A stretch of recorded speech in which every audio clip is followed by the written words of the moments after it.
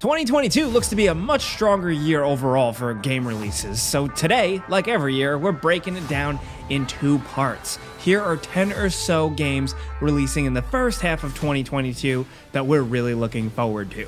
Starting off with number 10, Tiny Tina's Wonderlands. We've talked about this one already quite a bit since it was just announced a few months ago. Essentially what this is a big blowout of previous Borderlands DLC that played with this whole concept of Tiny Tina, the zany side character, doing her own kind of fantasy adventure tabletop game. So here what you have is a new Borderlands game set in a completely different environment with a kind of medieval, weird, mystical fantasy vibe to it. The weapon types seem totally different, the enemies seem totally different, just the overall flow and loop of the game, and the map seems to be different and more fantasy RPG focused, and it already looks like it's gonna be fun. If you're a Borderlands fan, you're probably digging what you're seeing. If you're not a Borderlands fan, the humor might still rub you the wrong way, but props to them for doing something different here. As of right now, Tiny Tina's Wonderlands is releasing March 25th, 2022.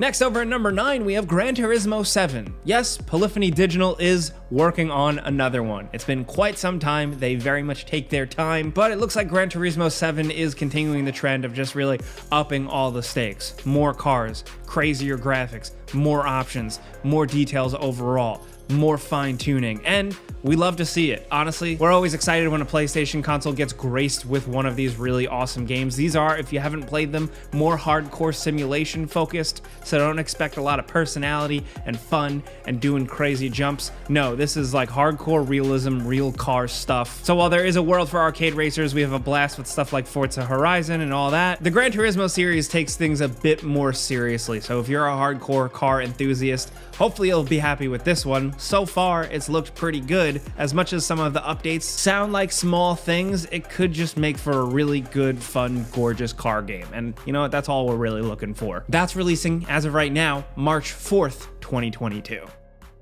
Next, over at number 8, we have Pokemon Legends Arceus. I think that's how you pronounce it. I'm bad at pronunciation, but this is the big one, folks. If you've been looking for a Pokemon game where you can run around a big 3D open world and catch Pokemon and battle, here you go. I mean, granted, they've kind of dabbled with it before, but this is the blown out crazy one. There's been criticism already for its graphics. For me, I just look at that as kind of like the limitations of the Nintendo Switch. Still, to have a fully 3D Pokemon game on the Switch is pretty exciting. The possibilities are high, especially considering this serves as kind of like a prequel story. It's in an older era of the Sinnoh region, and it's actually called something different. It was called the Hisui region, so it's kind of got this weird kind of old-timey Pokemon feel to it. You're still a guy or a girl with a cool hat and a jacket, but there's like a slight ancient vibe to it, and it's really cool. We're gonna be seeing new Pokemon, new trainers, new ways to fight, and most importantly, new ways to explore. There's a lot more going on in this one. If you're a die-hard Pokemon fan, I suggest diving deep because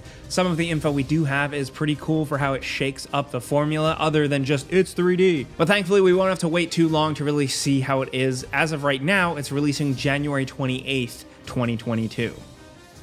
Next, over at number 7, we have Sons of the Forest. This is the long-awaited follow-up to The Forest, which was a survival game with some really hardcore horror elements to it and just some good stuff.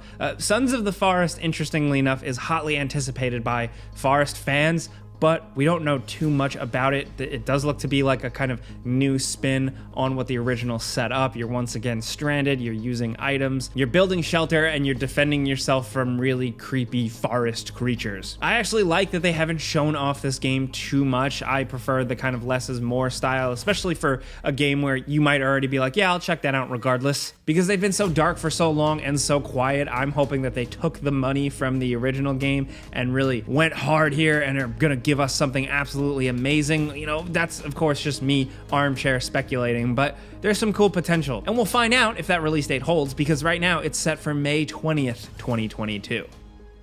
Now next over at number 6, we have Sifu. This is my personal most anticipated pick just because of how cool it looks. I love games like this, especially from developer Slow Clap. These are the people behind Absolver, which was a pretty intense game with a hand-to-hand fighting system and a lot of challenge. This seemingly takes that gameplay framework, that combat system, and applies it to a different real style of game. There seems to be this mechanic where every time you die, you come back older, but just what they have going on here with the fight scenes, the way you can grapple and counter and fight enemies and use objects in the environment or use the environment itself to win seems so satisfying. If you played Absolver, you know that combat system absolutely hits. Even if the rest of the game was just kind of like, that combat system is top tier. So for them to use that again and hopefully expand on it makes me just absolutely bet on this game.